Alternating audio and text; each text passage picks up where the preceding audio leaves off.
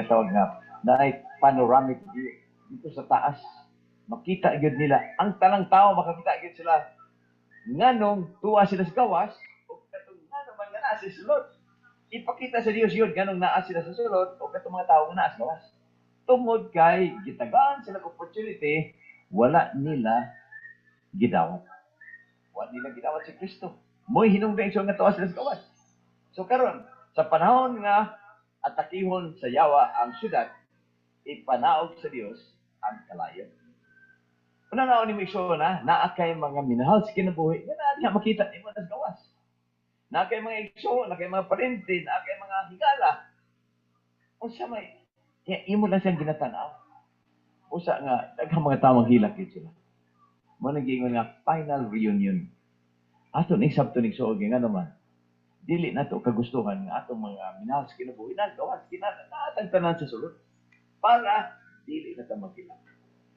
Pero may tabog na igsoon nga maghilak yun. Nga naman, doon na yung mga tao na naa sila gawas. Dili sila makasunod. O silutan sa Diyos ang katong mga tao na wala madawat sa iya, labi na wala magsunod sa kahayag nga iyang gihatag. So manaigsoon nga kinahanglan maning kamata, no?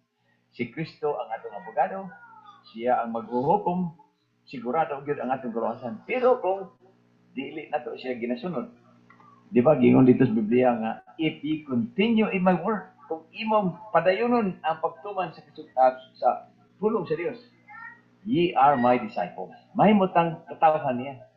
Pero kung wala ta magsunod sa pulong sa Dios, dili ta mahimong katawhan niya, no? Dili ta mahimong katawhan. Usa last lesson nga gingon ni dinhi sa Jude 1:3. Okay? Lagi mo siya, Beloved, when I gave all diligence to write unto you of the common salvation, it was needful for me to write unto you and exhort you that you should earnestly contend for the faith which was once delivered unto the saints. Kining contend, exhort mo siya ang strive. Kanang maningkamot ka ba? Kinahanglan na maningkamot na sa pagtuo nga atong gihawiran. Di nga ang pagtuo nga gihatag sa Dios dili mawala. Kinahanglan ato nang kuptan pag-ayo. Kay maabot ang panahon ni Soon, mawala na siya kung kwaon sa kaaway. Naging siya ni Pinadayago, 3:11, Behold, I come quickly. Hold that fast which thou hast, that no man take thy crown. Kinahanglan ang korona, kagitagana sa Dios sa ato, dili na siya mawala. Mawala na igsoon kung di nato siya ginasunod. Kinahanglan gyud nga magbatinuman unta sa Ginoo. Akong gisulti niyo ganiha, nga sa iyang pagbalik, doon ay ginatawag nga first resurrection. Pero doon na po ay ginatawag nga special resurrection. Siguro na may badran sa karakanan. Doon ay ginatawag nga special resurrection. Nagsaad si Kristo kang Caiaphas. Si Caiaphas ang high priest sa unang panahon, di ba? Si Caiaphas mo na siyang high priest. Gisintensyahan ni Caiaphas si Kristo. O si Kristo gilansan sa krus. Ningan si Kristo kang Caiaphas, you will see the Son of Man coming in the clouds of heaven.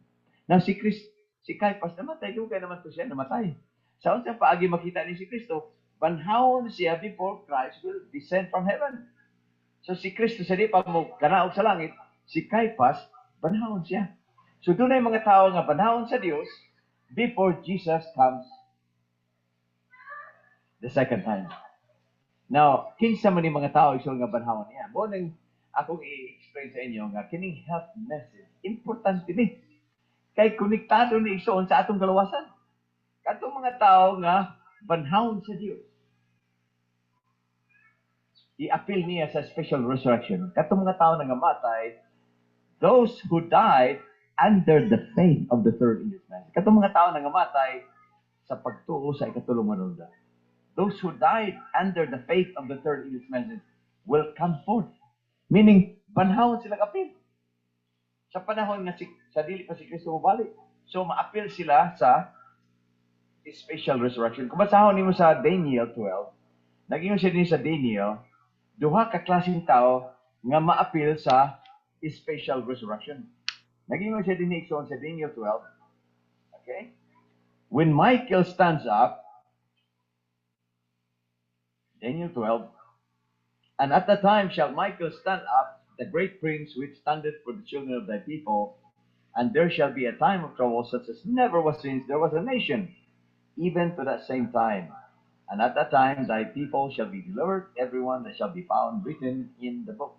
So when Michael stands up, there's going to be a time of trouble. So during this time of trouble, ang mga katawan sa Ginoo, they will experience deliverance. Doon ay deliverance nga experience nila. So during the deliverance, gingon sa verse 2 din and many of them that sleep in the dust of the earth shall awake. So doon ay mga tao daw nga, panahon sa Dios shall awake. Some to everlasting life, and some to shame and everlasting contempt. So duha ka klase. Banhawon sila, ngadto sa kinabuhi, dapat mga tao banhawon niya ngadto sa kamatayon. So duha.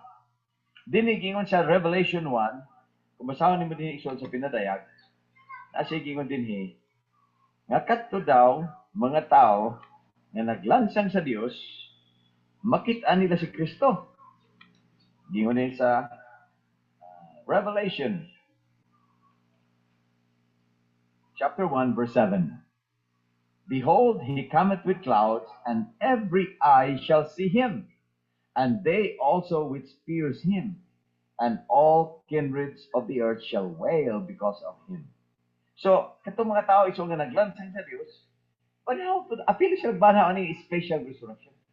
Aron makita nila si Kristo. Pero mangutan ako sa iyo, kay wala ni siya yun.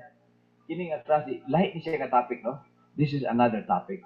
Pero wala ni siya masabti sa kadaghanan, labi na sa mga Adventista karon. Alam mo na nga usa lang yun ang resurrection. Doon ay special. Nga naman gingalan may special.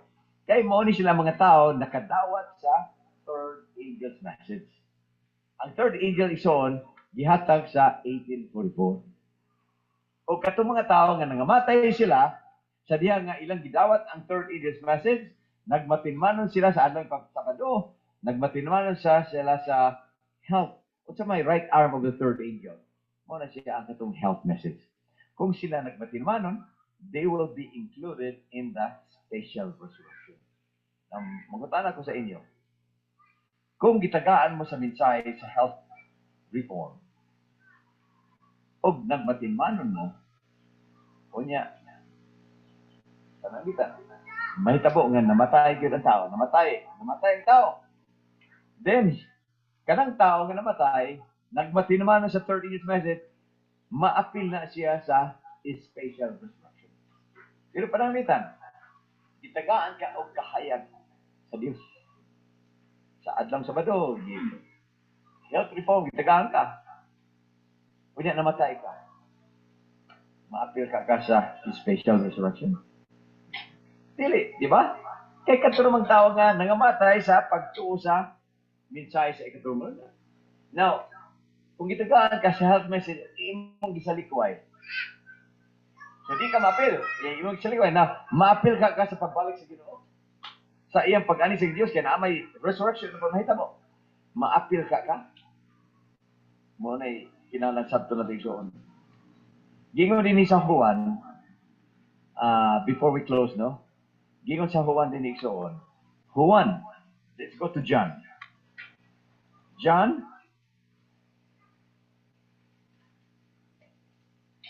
John 12, verse 48. Gingon din soon, he that rejecteth me and receiveth not my words hath one that judgeth him. The word that I have spoken, the same shall judge him in the last day. Katudang pulong igsoon, kahayag nga mga pulong nga imong gisalikway, maura po nga mga pulong ang mo-condemn sa imo. He that rejecteth me, okay? He that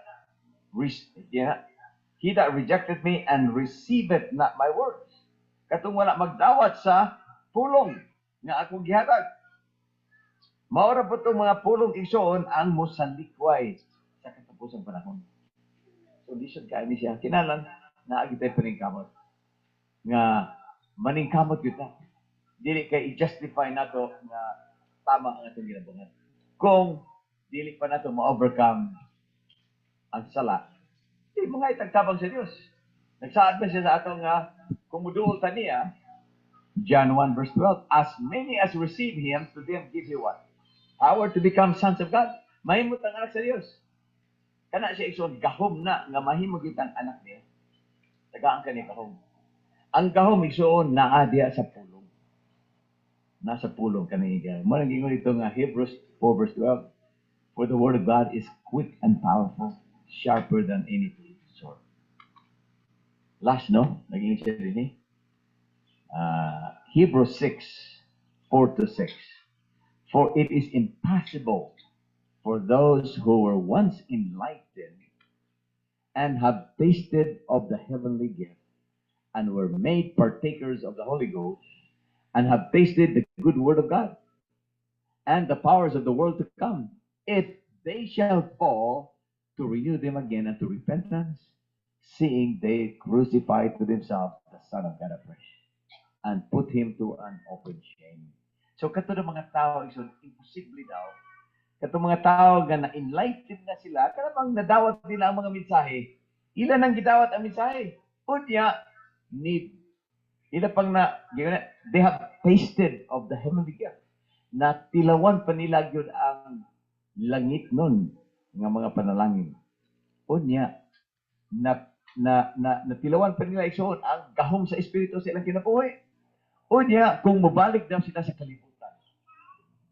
Kung mabackslide sila, balik sa kalibutan, kung sila mahitabo isoon, mura raw na nga imong gilansang si Kristo.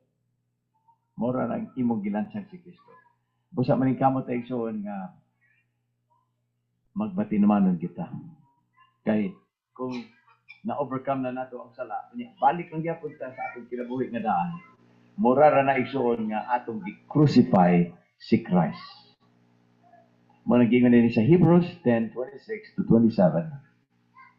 Nagingon sa dinigsoon, for if we sin willfully, after that we have received the knowledge of the truth, there remaineth no more sacrifice for sin, but a certain fearful looking for of judgment, and a fiery indignation which shall devour the adversaries. Kung ato yun na siyang supakon, kana bang nakasayit na kas kamtuuran, kasayit ka nga sala na siya, kung imo gina siyang himuon, if you sin willfully, kung sabi tabo ison, there is no more sacrifice for sin. Meaning, ang sala nga imong gimo ison, may mo ng sala nga tus kamatayan. Doon ka klaseng sala eh. Doon ay sala igsoon nga di mapasaylo. Doon ay sala nga mapasaylo. Ang sala nga makasala ka atabangan sa Ginoo, pasaylo niya. Pero sala kani nga dili mapasaylo mo ng sala igsoon sa espiritu. Ngano man ang sala sa espiritu dili mapasaylo. Duha ka klaseng sala gingon sa 1 John. Ngayon siya ni, there is a sin not unto death, there's also a sin unto death. Sala daw nga paingos kamatayon ug sala pod nga dili kamatayon. Ngano man nga dili mapangiyo ang pasaylo. Okay. Gingon na sa 1 John 5. Naging siya dinigson sa 1 John 5.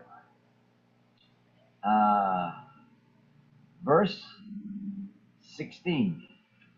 If any man see his brother sin a sin which is not unto death, he shall ask, and he shall give him life for them that sin not unto death.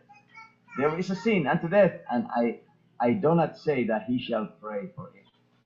So kung kita daw makasala igsoon, basta dili lang sala nga ngatos kamatayon, gingon niya mangayo pa datag pasaylo. Kung di gani nimo mapangayo pasaylo ang sala, mahimo na yung sala ngatos kamatayon. Nga naman, espiritu biyaan ka sa espiritu. When the spirit lives you, kung mabiyaan ang parang espiritu sa imong kinabuhi, mo nang panahon igsoon nga sirado ang kalawasan. Bisan og buhi pang tao, ang tao nga nagalagakaw sa kalibutan, kung wala na espiritu sa